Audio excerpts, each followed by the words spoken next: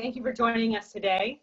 I hope you've all gotten some sleep since we last connected, even if it hasn't been quite enough. I know for our team, we're going to continue to be trying to catch up on that sleep for the next 6 months. But today I want to highlight some of the lessons we learned and what we're taking away from Tuesday's primary election, and also share with you some final data numbers from what we've been able to gather now that all of the results are in. First, and also, I'd be remiss if, I didn't recognize that this is the 55th anniversary of the passing of the Voting Rights Act.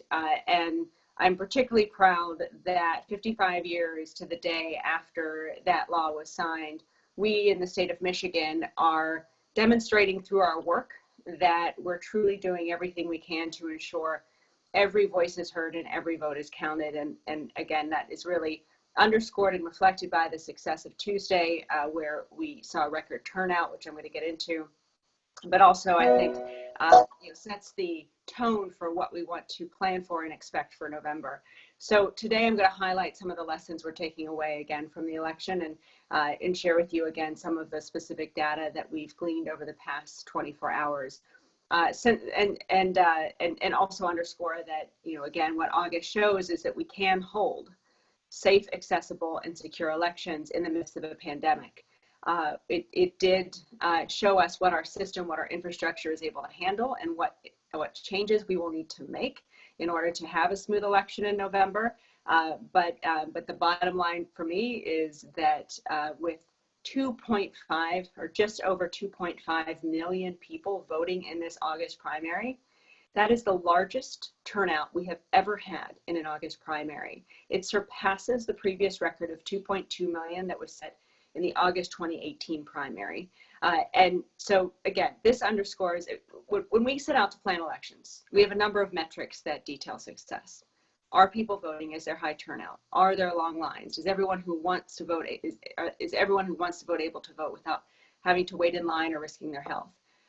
And that key metric of turnout, we are really proud that voters, that we blew out of the water, and that voters really showed up, voted by mail, voted in person, and demonstrated again that even in the midst of a pandemic, people want to vote. And it's our job, both as it was this week and will be in November, to make sure they can. So despite this record turnout, we saw not a lot of people at the polling places on election day. Those places were clean, calm, and safe, which is that other key metric I mentioned for success. There were no lines, there were no crowds, but there were a lot of people voting. 1.6 million votes were cast through the mail or returned through drop boxes across the state or in person at clerks' offices, where they were available for early voting for the 40 days prior to the election. This is more absentee ballots that have ever been cast in Michigan's history. The previous record was 1.3 million in the 2016 presidential election. This dramatic increase was prompted in part by the pandemic, but also the expansion of absentee voting, of course, to all Michigan citizens. What it also underscores was our strategy of mailing the ballot applications to every registered voter with a letter informing them of their new right to vote from home was a success. That set out one very clear option for voters to participate this year, and also enabled us to reach our goal of ensuring that when you have multiple options of voting, whether it's in a pandemic or not, and everyone is fully educated about how to take advantage of those options, you can see voters choose the options that work most for them, and as a result, we're able to create a smooth process and experience for everyone. Even after the other great success, other third success of Tuesday was that even after the pandemic forced many experienced election workers out of service for the year, we led an extensive recruitment effort that was started back in May, our Democracy MVP initiative that recruited, as many of you know, 6,500 new poll workers to work the polls this year in August and November. That particularly helped us on election day itself, where just prior to election day, we had trained 200 standby election workers, and we were able to deploy them throughout the state as needed to again ensure that we were able to deliver that safe, in-person voting experience for all of our citizens. So with that success, we now look to November, and we now sort through this data and other data points to identify what exactly we need to do, what we need to change, what we can anticipate for November. I would really categorize, our needs in 4 areas. First, we know that we can already anticipate that 2.4 million people will be voting by mail this November. That's because 2.4, that's a combination of the number of people who have both already requested ballots or who are on the permanent absent voter list. So that's nearly 1 million more than voted absentee in this record-breaking primary, and really sets us on the course to estimate that 3 million voters will be voting by mail in November. What that means is we need to build an infrastructure both in our state, and we need the federal infrastructure to support that. So one of the things we're going to need is of course, in terms of the sending, the delivery, and return of those ballots, is for the U.S. Postal Service to be fully funded. We need to ensure that our clerks have the time and space that they need to process this record number of absent ballots that are going to be voted this fall. We hope that, as we've advocated for the past 19 months, and in reflection of the clerks around the state who worked around the clock to implement the expansions of voting rights approved by voters in 2018, that we'll be able to give our clerks more time to process ballots and prepare them for counting. What Tuesday's primary showed us essentially was, the last ballots were processed and counted and came through Wayne County just at the end of the day yesterday, Wednesday.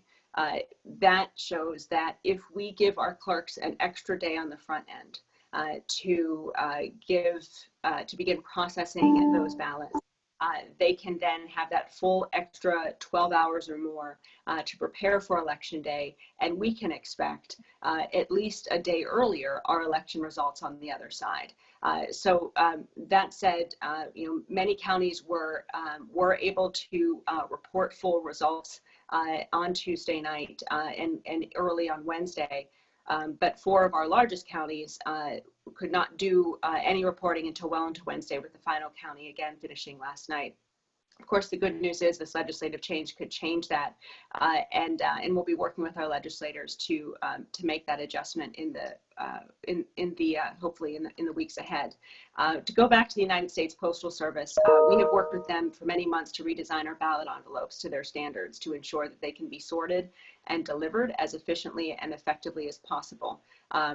But yet, as of yesterday, more than 10,000 absentee ballots have had to be rejected because they were postmarked prior to Election Day, but received after Election Day. We do not yet know how many of these will ultimately be in our final total. We're still working through that, but in our view, this underscores the need for legislative changes, really 2 key legislative changes at the state level to also adjust for what will be challenges in the Postal Service that we can expect through November. In particular, we need to update our law to ensure that ballots that are postmarked by Election Day but received after Election Day and the 2 days to follow will still count. Those are valid ballots. They were voted on time and submitted on time, and our voters' rights should not be subject to the capacity of the U.S. Postal Service. And there are simple changes that we can make to our law to address that. In addition, as we sort through the number of ballots that were validly voted but unable to be counted, we anticipate that a number will have been rejected because of a signature mismatch. And as we work through that and get you the final numbers in the weeks ahead, what we do hope we can change prior to November is an assurance that if a signature on a ballot envelope does not match the signature on file, that our clerks follow up with that voter to give them an opportunity to cure or fix that signature or confirm their identity, so that we're not wrongly discarding otherwise valid votes because of a signature mismatch. Now, that signature match is a critical security piece of voting by mail, as we all know, but at the same time, we want to ensure that on the other side, we don't wrongly reject any ballot because of a signature match requirement. And a law requiring our clerks to do that follow-up work would enable us to better affirm and confirm the valid votes and separate them from those that might not be. Before I close, I also want to thank the 1,500 clerks and 83 county clerks who truly did a tremendous job over the past week and in the months leading up to Tuesday, and also will be working doubly hard in the months to follow as we prepare for November.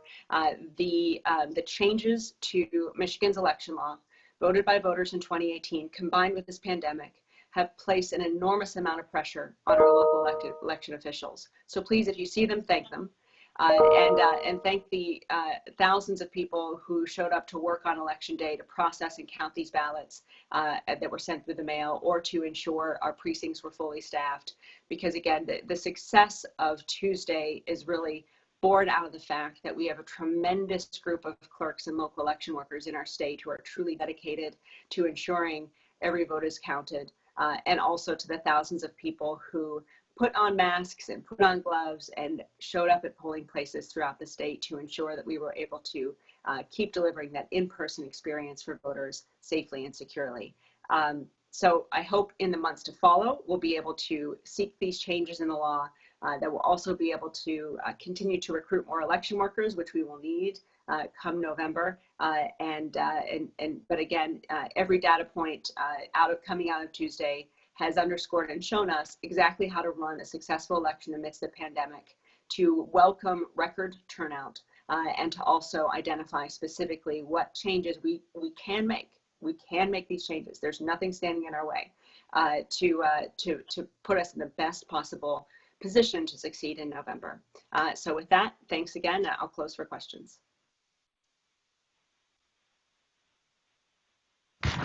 Thanks, Secretary Benson. This is actually Jake Rallo just chiming in just to remind folks that if you're on the phone, you will need to press *6 to unmute yourselves.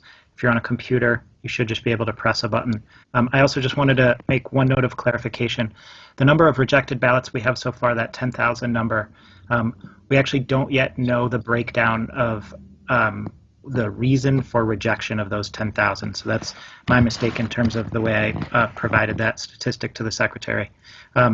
We hope to have that breakdown in the days ahead. We expect that number to increase, obviously, as more ballots continue to arrive late.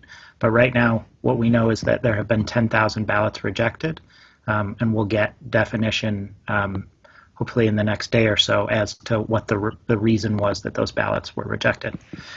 There are two electronic hands up, so Kathy Gray and Dave Boucher, if you all want to start it off, and then Julie Mack, it looks like you can go third, and then we'll just open things up.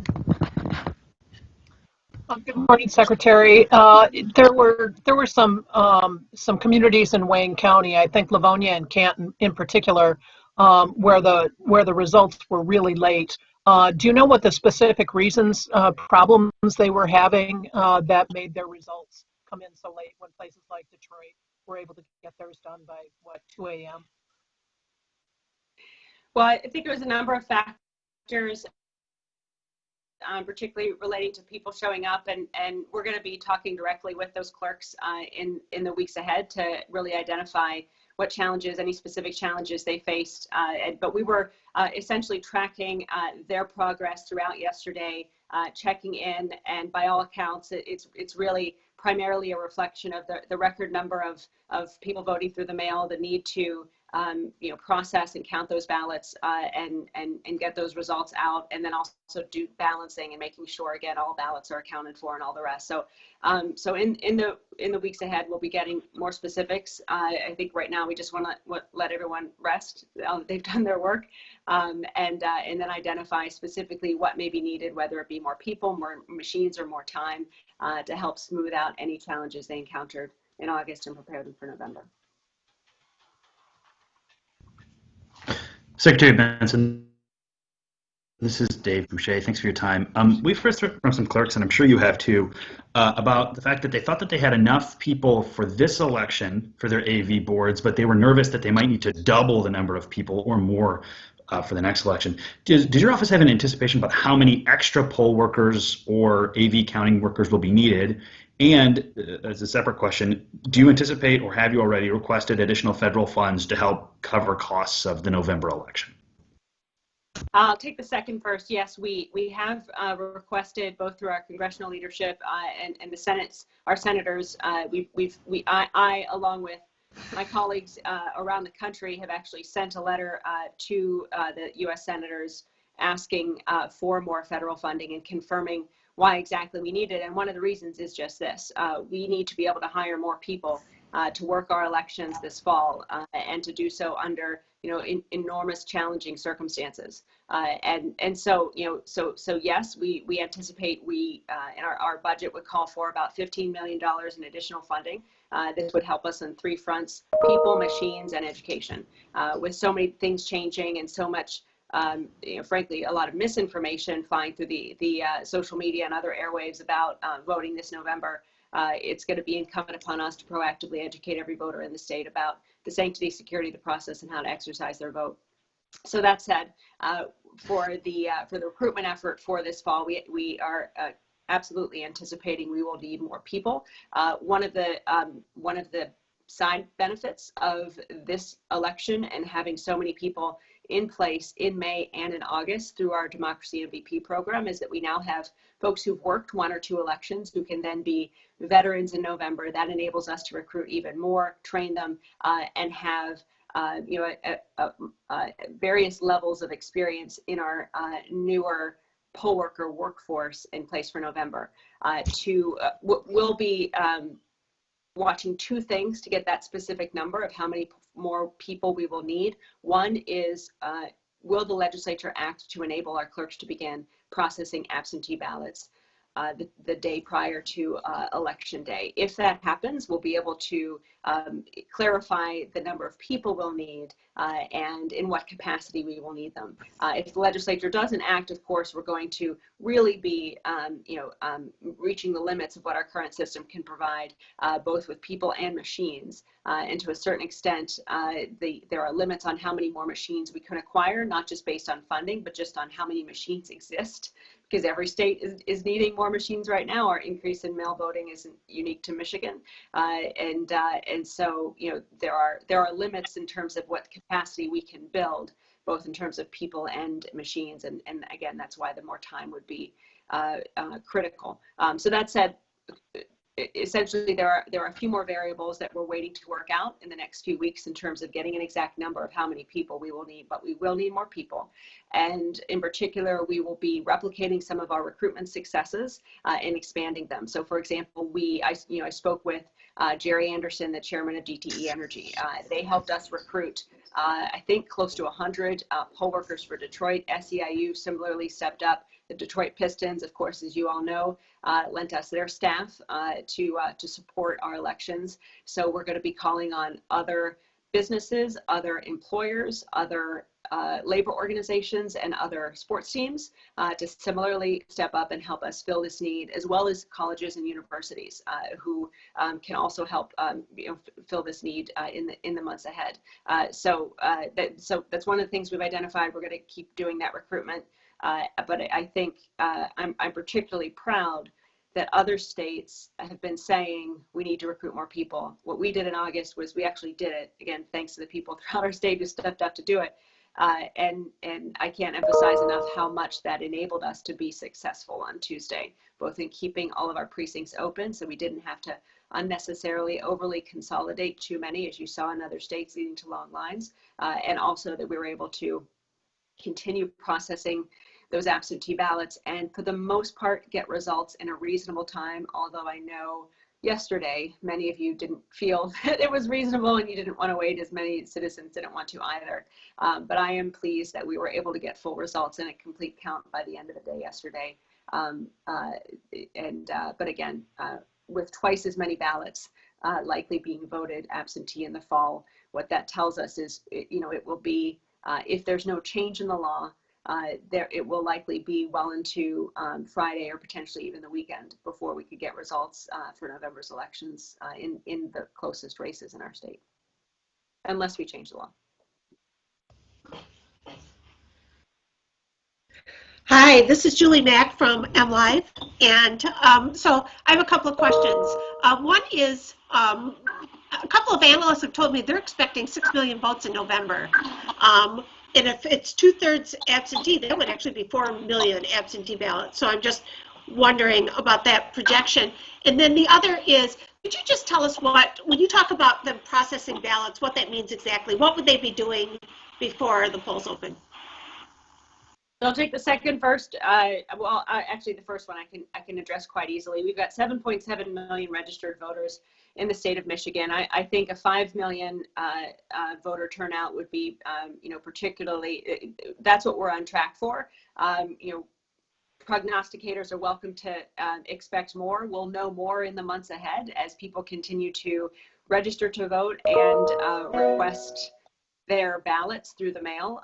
We're just telling you what the data right now says to us and what we can predict as a result in our office and what we're preparing for.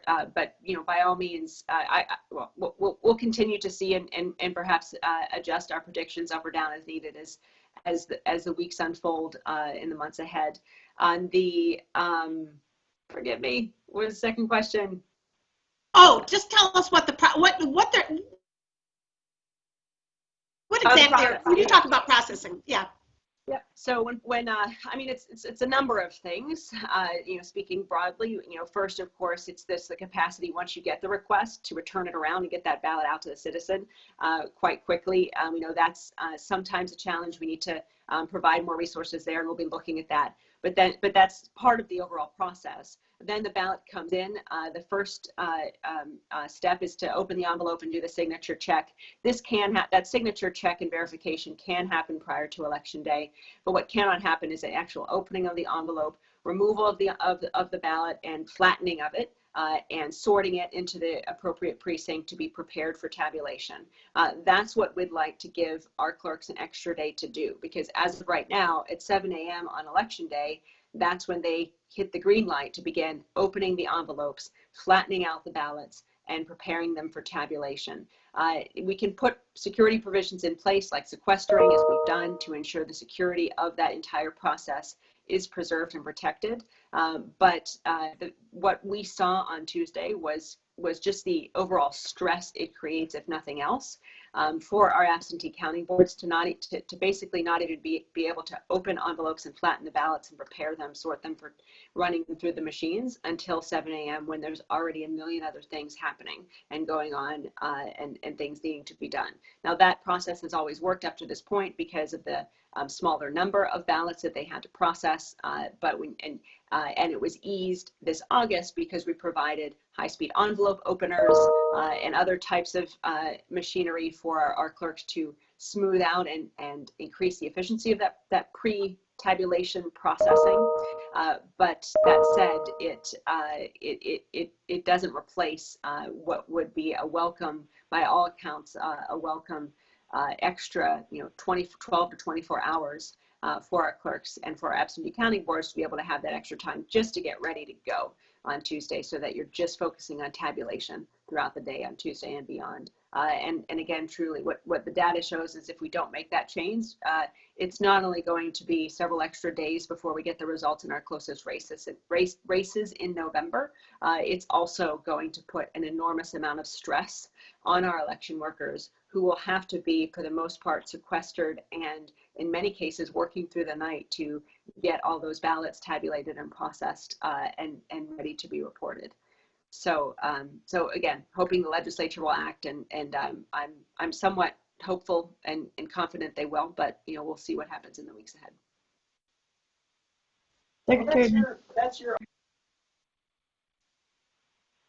Secretary Benson, this is Riley Bagan with Bridge. You mentioned the issue of clerks potentially not alerting people when their signatures are mismatched. Is that something that the Department of State tracks, and how widespread is that issue? We will be tracking it, and that's part of the what we'll do in looking into the any ballots that were sent through the mail that were not ultimately counted. And we know, based on what's happened in other states with laws similar to ours, as well as what's happened in our state in recent elections, is that there are 3 reasons why those otherwise valid ballots would be rejected. They were postmarked by election day, but received later. There was a signature, there was no signature on the ballot, in which case it can't be counted, or the signature didn't match. So we'll be getting those specific numbers. And then there's numerous other reasons why, perhaps the ballot was filled out incorrectly. We're going to be looking at all of those in the weeks ahead, once we are able to work with our clerks to do that, and we'll provide those specific numbers and data.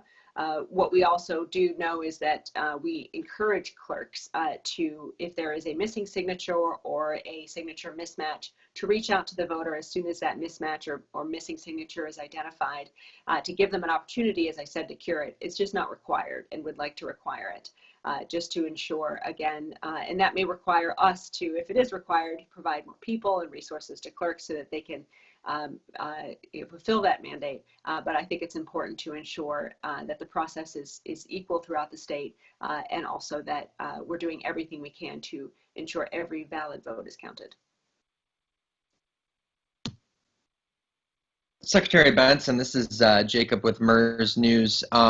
We've heard a report, although unconfirmed, that there were clerks that started early processing of absentee ballots before Election Day. Are you aware of any practices like that from what you've heard?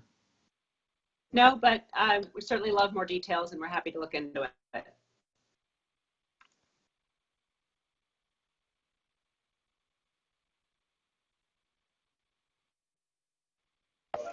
Secretary Benson, this is Beth. Are you able to say which 4 counties were still counting yesterday?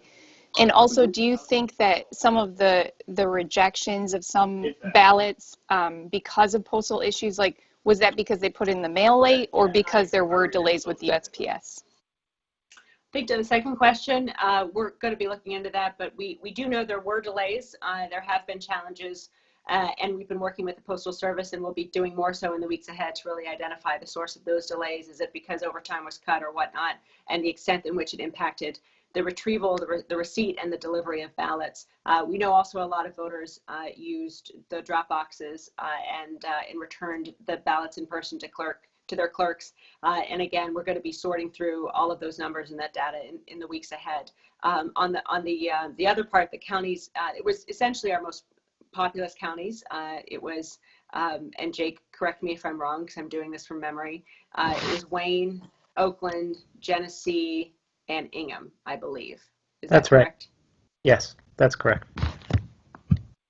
So one of the things, in any election, but certainly now, we did this after our March primary, when we noticed there were 6 areas throughout the state where there are a large number of people voting in person. Registering to vote in person and then voting, is we'll do follow-up conversations with each of the clerks, Livonia and Canton as well, and just kind of sort through the details of what happened. I think some of the things that you all see and that we certainly see is that we can jump to conclusions quite quickly on Election Day or in the days that follow about what happened, and sometimes that actually doesn't bear out to be the full story. And so what I'm interested in is in the full story, what worked, what didn't, and that's something that we will dig into with a significant number of our clerks in our state who had successes and challenges in the weeks ahead. Dave Eggert, you have your electronic hand raised. Yeah, Secretary, I had a question. Do you have any sense, or even anecdotally from the clerks, how much longer the processing took? Just opening up the ballots, given the fact there were so many more absentee ballots this time. The answer is going to be different for every clerk, every absentee counting board. We know we saw some successes and efficiencies. For example, the Consolidated Absentee Counting Board in Oakland County, for the communities that participated in it, enabled them to increase efficiencies and move through the ballot process quite quickly. But it is a process also that happens in 2 waves. where you've got the ballots received prior to election day and the ballots received on election day that need to be processed and all the rest. And so it's a number of different factors, and it is frankly difficult to get a specific number because of that, because every county is different. The numbers in every county, the staffing and resources in every county, the machines in every county are different. But on top of that, you've got these sort of, again, two waves, because remember, you can do the signature verification prior.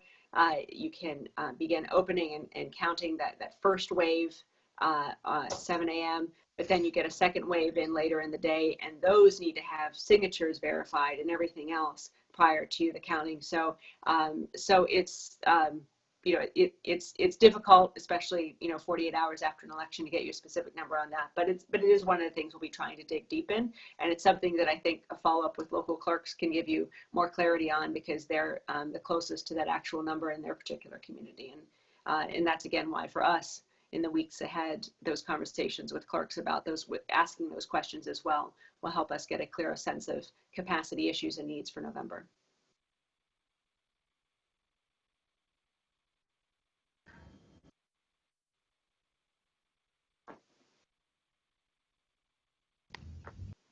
Adam Brewster, go ahead.